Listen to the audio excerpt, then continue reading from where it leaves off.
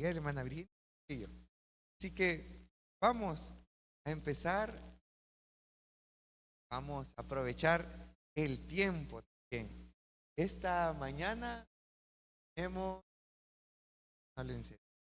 tenemos la agenda siempre que estamos viendo, bienvenida, oración inicial, el himno lema, y hoy vamos a terminar la segunda parte de la clase 5, que es la última de esta unidad.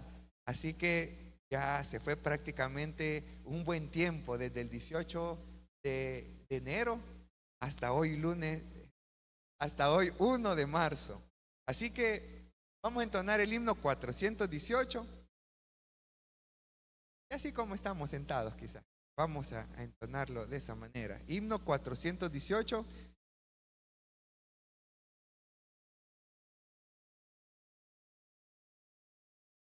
Yo creo que ya cada vez lo vamos a ir meditando más. 418.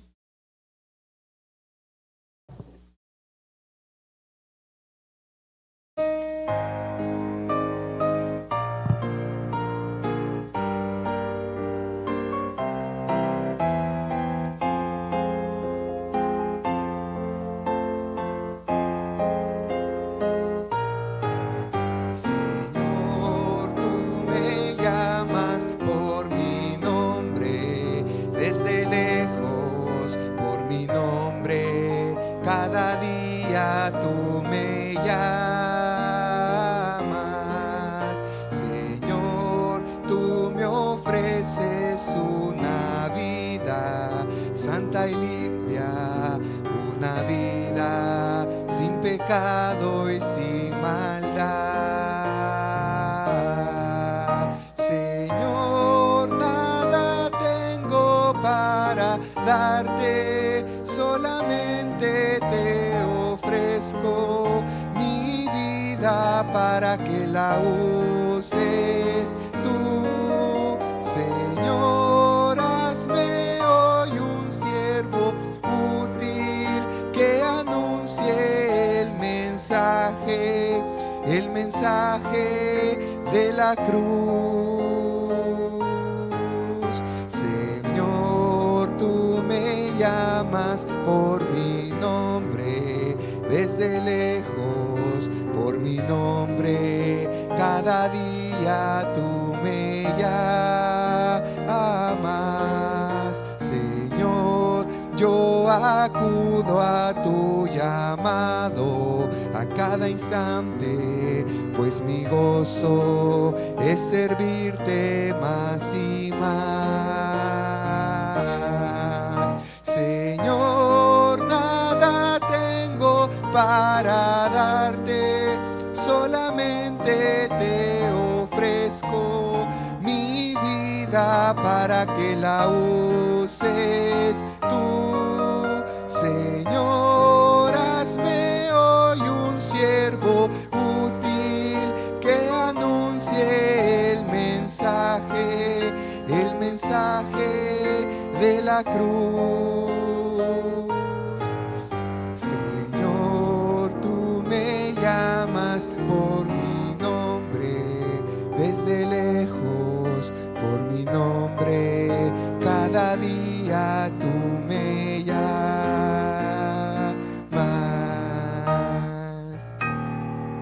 El Señor nos llama cada día y eso es lo que hemos estado entonando quizás unas 7 veces dentro de lo que va el año.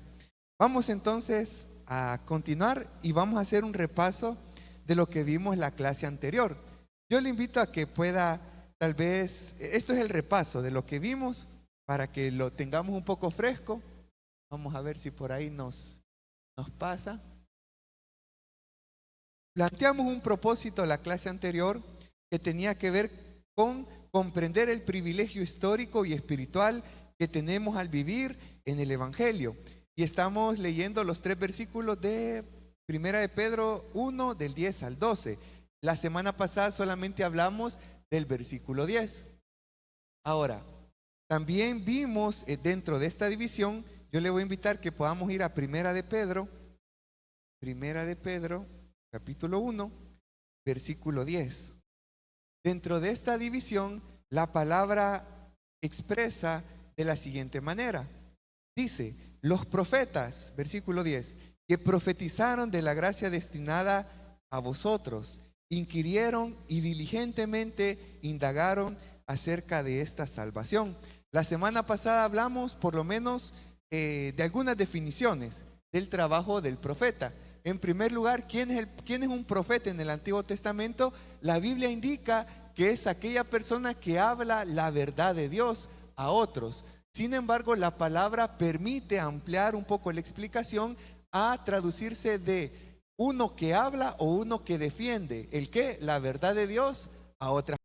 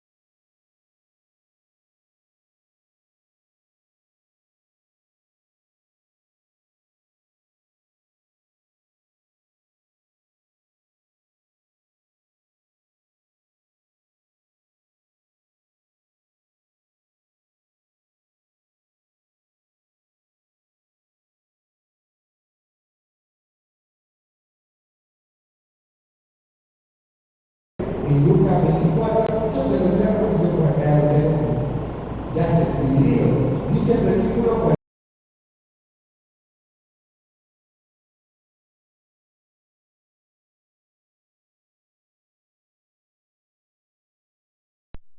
Todo lo que está escrito de mí, y dice tres aspectos importantes. Y la primera de ellas fue de mí en la ley de Moisés.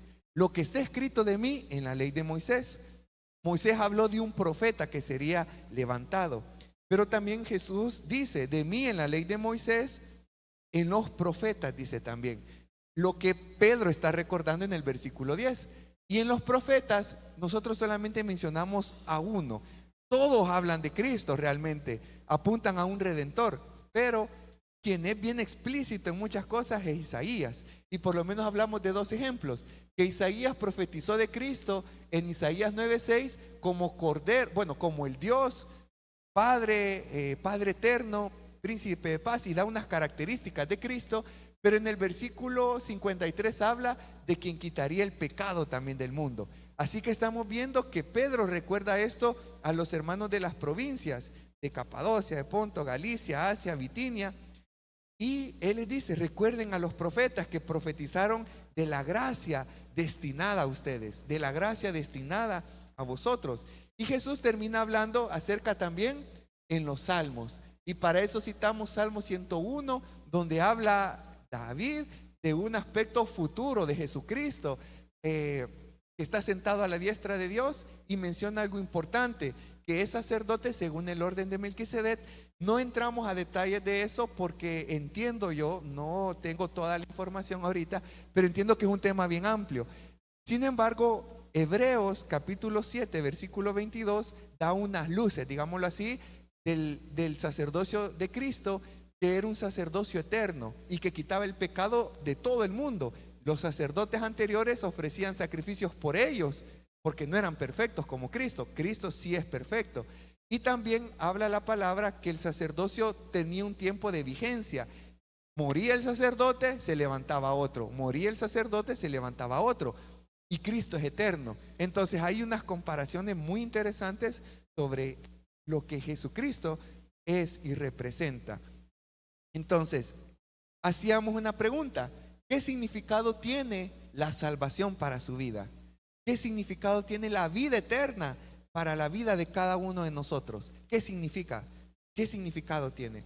Y mirábamos algunos aspectos relacionados a una respuesta tal vez que podríamos dar, y es que la salvación debe de producir un asombro cada día. La salvación de Cristo debe de ser algo que a nosotros nos lleve a asombrarnos, porque es una obra que solamente puede ser hecha por Dios, por la Trinidad. Porque el versículo 2, 3 de Primera de Pedro dice, 4, veamos, estoy en Juan, por eso. Versículo 2 de Primera de Juan dice que somos elegidos por la presencia de Dios, santificados en el Espíritu Santo, y hemos sido rociados con la sangre de Cristo. La vida eterna, o el llegar al reconocimiento de Cristo como Señor, como Salvador, como Dios, no es de quien quiere, es de quien Dios tiene misericordia, dice la palabra. Y nosotros esta mañana escuchamos u obedecemos al llamado que nos hace Cristo, de querer inquirir el conocimiento de la palabra de Dios, que también Juan expresa que conocer a Cristo es la vida eterna. Entonces, de esta manera nosotros hemos visto lo que expresa el versículo 10, y ahí nos quedamos en que esto continuaría. Ahí nos quedamos con el versículo 10. Los profetas que profetizaron de la gracia destinada a vosotros inquirieron y diligentemente indagaron acerca de esta gran salvación. Recordemos los versículos anteriores que venimos hablando, que la salvación es una herencia incontaminada, incorruptible, inmarcesible. No pierde su belleza la salvación. Pero pareciera, hermanos, que quizás a veces puede llegar a distorsionar un poco la imagen de la salvación, de la obra de Cristo, porque deja de ser atractiva. Realmente muchas veces deja de ser llamativa por tantos afanes, por tanta contaminación que hay del mundo que se esfuerza por llevarnos a contradecir al Señor. Y realmente necesitamos estar conscientes de que la vida cristiana es un llamado constante, constante, constante. Yo hoy en la mañana tengo que recordar que es un llamado constante. Hoy en la tarde, después que incluso durante el culto se desarrolla, si hay algo que a mí uno puede decir no me gusta, es un llamado constante a la obediencia, a reflejar a Cristo. Y pues créanme, hermanos, que nosotros acá realmente somos muy bendecidos. Yo ayer me encontraba con una tía. Hoy no está mi esposa porque ayer estuvimos en una vela hasta como a las 2 de la mañana, y de un familiar que ha fallecido. Es más cercano a mi papá. Pero fuimos. La cuestión es que encontramos a una tía que es misionera en Irak, en Irán, y nos decía, allá, si uno le habla a un niño de Cristo, son 10 años de cárcel. Y la gente musulmana, estos señores islámicos, no juegan ellos. Ellos realmente van a buscar la justicia en sus manos. Ahora pensemos en esto. Si nosotros estuviéramos en estos países y tuviéramos la palabra de Dios, sería algo bien interesante, sería un reto. Señor, quiero predicar esto en un lugar donde la gente muere y es perseguida con la ley, con la justicia del Estado, del país. y nosotros somos bendecidos, nos decía él. Y él no lo hacía como comparación. Ustedes aquí no hacen nada y nosotros allá sí. No, solo decía, el Salvador es bendecido, decía, porque la palabra puede correr, la palabra puede predicarse. Entonces, estamos haciendo este recordatorio, pero es el versículo 10 y hoy vamos a leer el versículo número 11. Ya con esto pues estamos concluyendo. La escuela bíblica es de 9 a 9:40, 9:45, pero estamos terminando 9:40 para que siempre quede un poco de tiempo por si algunos quieren ir al baño, tomar café o algo que haya por ahí, tenemos el espacio. Versículo 11 dice, escudriñando qué persona, dice, y qué tiempo indica el Espíritu de Cristo que estaba en ellos, el cual anunciaba de antemano dos cosas, el sufrimiento de Cristo y las glorias. Vean el plural que existe en esa palabra. Está hablando del sufrimiento, los sufrimientos de Cristo y las glorias que vendrían tras ellos o detrás con el sufrimiento y la gloria de Cristo. Esto es bien importante, hermanos, y me gustaría hacer algunos hincapiés que tal vez pueden ser un poco, no sé, la idea del Espíritu de Cristo. Cuando hablamos del Espíritu de Cristo, ¿de quién hablamos, hermanos? ¿De quién estaremos hablando? Si observan la Escritura, indica un nombre al tener en mayúscula, obviamente, pues digamos la tercera persona de la Trinidad, que son uno solo. Pero Pedro no dice el Espíritu Santo de manera abierta, sino él dice el Espíritu de Cristo, haciendo énfasis al Espíritu Santo. Algo muy importante es que Pedro les está recordando a estos hermanos de las provincias que recuerden la labor de los profetas que hablaron de Cristo y recuerden que el Espíritu de Cristo moraba en ellos. El Espíritu de Cristo moraba en ellos y hace énfasis directo al Espíritu Santo. Hace énfasis al Espíritu Santo e indica que moraba en ellos y nos hace pensar en algo, hermanos. Ese mismo Espíritu que moraba en ellos, en los profetas, el Espíritu de Cristo, mora también hoy en las personas, mora en los hijos de Dios, mora en aquellos predestinados por el Padre, mora en aquellos que han sido santificados obviamente por su obra y obra o tienen la mente de Cristo, el Espíritu de Cristo, aquellas personas que han sido rociadas con la sangre del Señor. Ahora, ¿cómo yo puedo saber que yo tengo la mente de Cristo? ¿Saben que hay algunos aspectos bien importantes de cómo yo puedo saber si tengo la mente de Cristo? Todos nosotros, creo yo, aceptamos que la Escritura es inspirada por el Espíritu Santo y que fue escrita por hombres que Dios utilizó. De eso no hay duda. Creo que ahí sí, la palabra es inspirada por el Espíritu Santo. Ahora, ¿cómo yo puedo estar seguro que tengo el Espíritu de Cristo? Digamos, la palabra también habla de la mente de Cristo. Bueno, cuando yo recibo, o digamos mi entorno es iluminado a través de la palabra, yo puedo dar mi fe, puedo poner la fiabilidad en las Escrituras. Y eso es una obra del Espíritu Santo. Cuando yo confío en que la palabra me va a servir para poder guiarme en el camino, para iluminar mi camino de una manera, digamos, práctica. Pero también nosotros podemos tener la seguridad que tenemos la mente de Cristo, el Espíritu de Cristo, cuando nosotros tenemos el entendimiento de las Escrituras, cuando nosotros entendemos por fe las Escrituras. Entonces, cuando ustedes escuchen una predicación, y yo también, y de repente sentimos que el corazón empieza como a latir fuerte y decir, Señor, yo soy ese hombre pecador que merece justicia divina, pero por gracia he sido salvo. Esa es la obra del Espíritu Santo. Cuando yo empiezo a leer las Escrituras y entiendo lo que dice la Escritura, lo que el Espíritu Santo está hablando a las iglesias, yo puedo decir, Señor, el Espíritu de Cristo mora en mí también.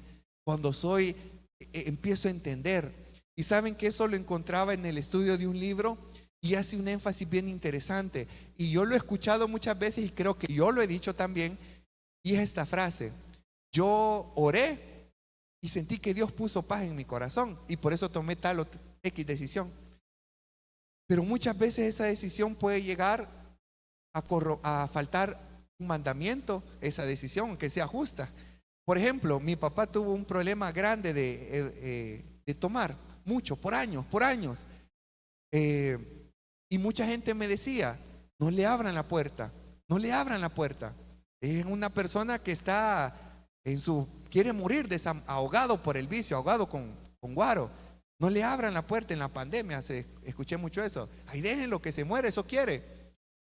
Pero la palabra a mí me llevaba a algo, honra a tu padre y a tu madre. La palabra me hacía inclinarme a esa escritura y gracias a Dios mi mamá también apoyó eso porque me decía, ábranle la puerta, decía, es su papá, es su papá. Entonces yo recordando esto, yo hubiera dicho, tengo paz de decir, yo no le voy a abrir la puerta, es algo justo. Pero la escritura a mí me quita esa idea y me hace ir a lo que es verdadero. Honra a tu padre y a tu madre. Y 5 años después, yo puedo decir, lo que un día se sembró, hoy se puede ver cosechado. ¿Por qué? Porque uno no sigue el corazón que es engañoso, sino que el Espíritu de Cristo que mora en nosotros nos hace entender la Escritura. Y eso es un testimonio de que nosotros tenemos la mente de Cristo. Sin embargo, Pedro, regresando a la palabra, les hace énfasis que los profetas tenían el Espíritu de Cristo y ellos tuvieron el Espíritu de Cristo. Y si ustedes tienen también el Espíritu de Cristo, le da esa confianza a ellos. Quiero pedir si alguien nos puede ayudar con 2 versículos. Tal vez hermano Miguel nos ayuda con Romanos 8:9. Y hermana Elisa nos ayuda con Gálatas 4:6. Romanos 8:9 y Gálatas 4:6. Romanos 8:9. Lo leemos fuerte.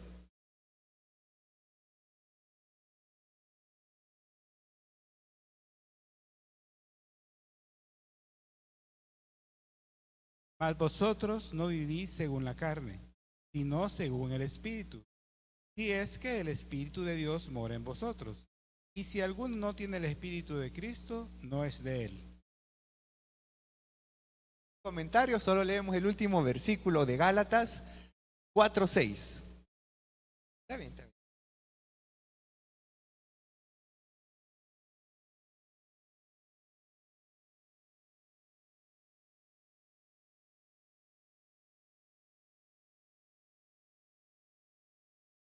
Cuantos sois hijos de Dios, envió a vosotros el corazones en el espíritu de el cual clama, Abba, Padre. Excelente. Ese lo voy a mencionar, pero sí, está bien, está muy bien. Gálatas 4:6 y después menciono de Romanos 8:9. Gálatas 4:6. Gálatas 4:6 dice, y por cuanto sois hijos, Dios envió a vuestros corazones el espíritu de su Hijo. Pedro menciona el Espíritu de Cristo, pero acá Pablo está hablando a esta iglesia en relación a que son hijos de Dios y en vuestros corazones, por cuanto sois hijos de Dios, envió a vuestros corazones el espíritu el espíritu de su Hijo, el cual clama, Abba Padre. Y Romanos 8:9 que leí el hermano indicaba lo siguiente: mas vosotros no vivís según la carne, sino según el Espíritu, si es que el Espíritu de Dios mora en vosotros. Y si alguno no tiene el Espíritu de Cristo, no es de él. Haciendo énfasis a una idea del Espíritu que moraba en Cristo, el Espíritu de Cristo, que es el Espíritu Santo. Ahora, ¿por qué toma una gran importancia esto? Y con esto ya vamos a ir concluyendo. Porque los hermanos que eran maltratados necesitaban recordar quiénes eran ellos. Necesitaban recordar la labor de la salvación que venía de los profetas a la actualidad. Tenían que recordar todo el ministerio que se había hecho. Y el versículo 11 expresa por lo menos 2 aspectos, tomando la idea de gente que tiene en la mente el Espíritu de Cristo en ellos, el cual anunciaban de antemano los sufrimientos de Cristo y las glorias que vendrían tras de ellos. Yo quiero hacer un adelanto por acá en relación al sufrimiento de Cristo. Ya lo mencionamos en Lucas y quizás lo voy a a mencionar en algunos versículos que Lucas 24,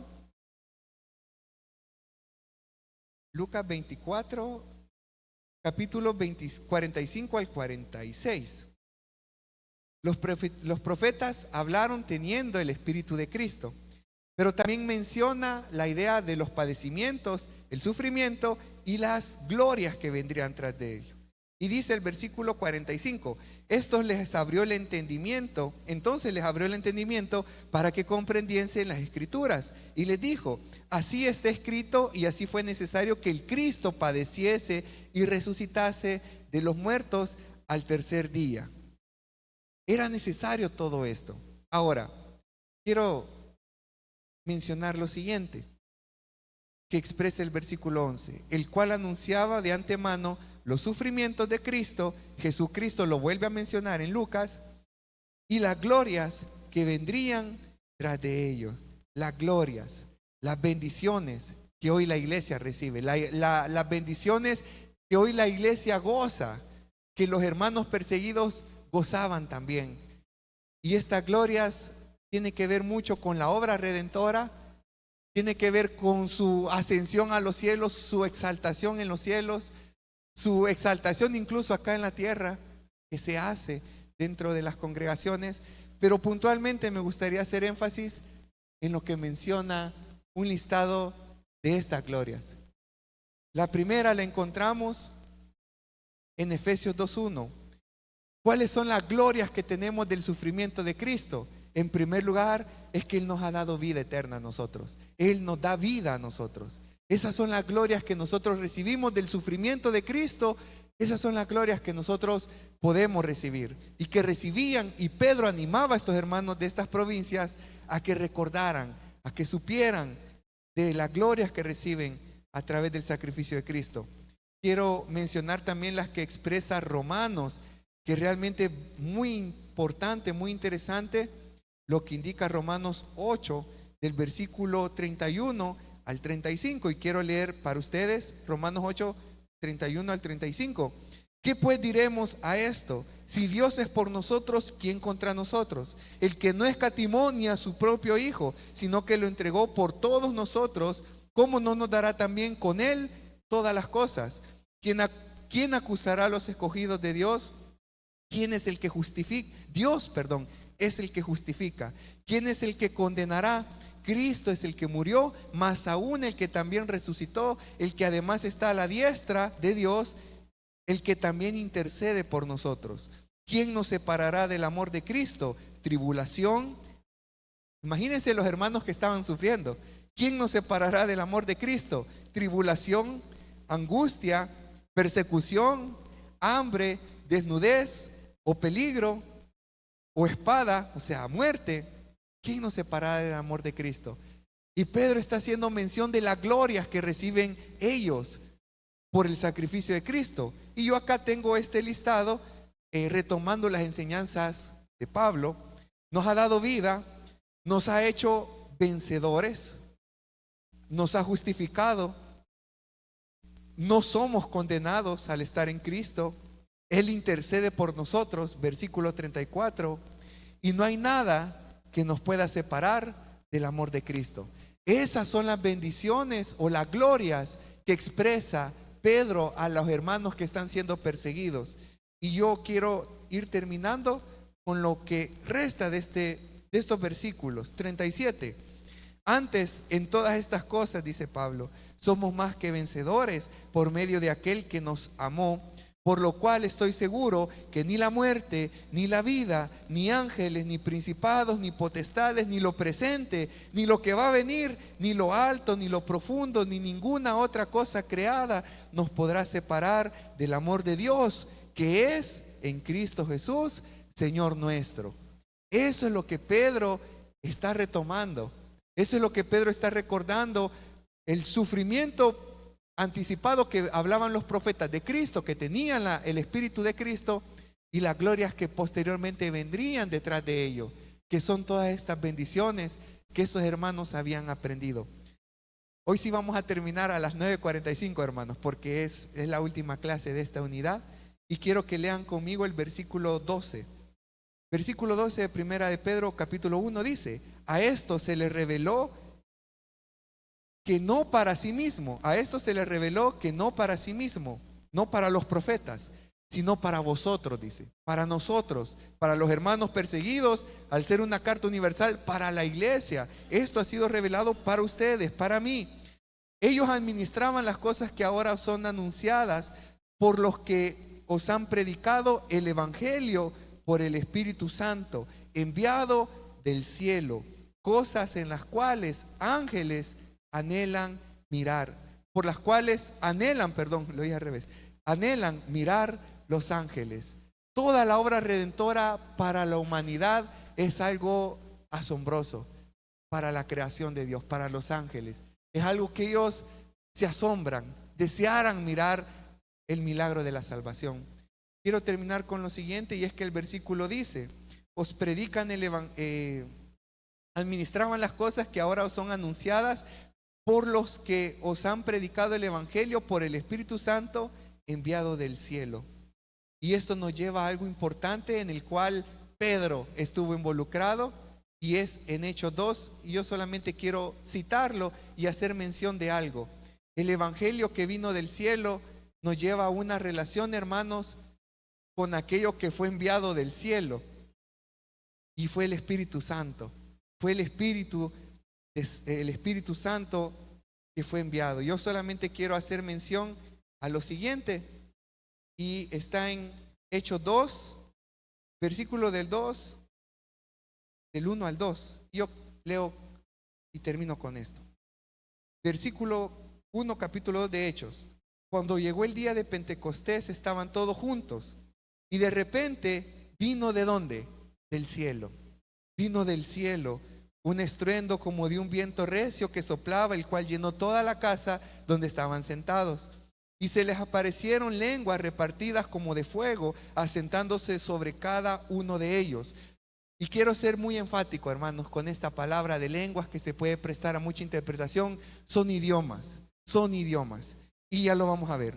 Y fueron todas llenas del Espíritu, y fueron todos llenos del Espíritu Santo, y comenzaron a hablar en otras lenguas, dice, según el Espíritu les daba que hablasen. Y aquí está la explicación. Moraban entonces en Jerusalén judíos, varones piadosos de todas las naciones bajo el cielo. Y hecho este estruendo, se juntó la multitud y estaban confusos, porque cada uno les oía hablar en sus propias lenguas, en sus propios idiomas. Estaban atónitos, sin palabras, y maravillados, diciendo: mirad, ¿no son galileos todos estos que hablan? ¿Cómo pues les oímos hablar nosotros? ¿Cómo pues oímos nosotros hablar cada uno en nuestra lengua, en la que hemos nacido? Partos, medos, elamitas y los que habitamos en Mesopotamia, en Judea, y aquí hay unas provincias de las que habla Pedro: Capadocia, el Ponto y en Asia, en Frigia, en Panfilia, en Egipto y en las regiones de África, más allá de Cirene, y romanos aquí residentes, porque romanos habían barrido con toda Jerusalén, con toda esta región. Aquí residentes tanto judíos como prosélitos, cretenses y árabes. Y dice algo bien importante: y les oímos hablar en nuestras lenguas las maravillas de Dios. Las maravillas de Dios. Eso es lo que ellos oían hablar, las maravillas de Dios. Y es lo que nos lleva a apuntar el versículo 12 sobre el evangelio enviado del cielo por el Espíritu Santo, las cuales los ángeles anhelan ver. Y con esto, hermanos, hemos terminado. Es lo que acabamos de mencionar. Y con esto, hermanos, no sé si pasa, hemos terminado la unidad 1. La unidad 1, que tiene que ver con identidad, esperanza y nuevo nacimiento. Hemos hablado desde el 18 de enero, hemos hablado del autor y el contexto y propósito de la carta, introducción a la carta, esperanza viva, nuevo nacimiento y herencia, el sufrimiento en la vida cristiana y el privilegio de la salvación, que terminamos con el versículo 12. Así que quiero invitarles, hermanos, que vengamos a las 9 de la mañana y aprendamos de la palabra. Créanme que es algo bien especial y están todos invitados. Nos vamos a poner de pie y vamos a orar, hermanos. Perdón que hoy nos extendimos, pero fue la última clase de esta unidad. Así que oramos. Gracias, Señor, por esta mañana. Gracias por tu palabra. Gracias por la vida de cada hermano, Señor. Y gracias porque nos has dado el privilegio de estudiar estos 12 versículos de la primera carta de Pedro. Te pido que tú puedas obrar en nuestros corazones y que podamos anhelar cada día el estudio y el amor hacia ti, Señor. En el nombre de Cristo Jesús oramos. Amén y amén. Tenemos unos minutos, hermanos, y perdón que hoy sí nos extendimos, pero terminamos.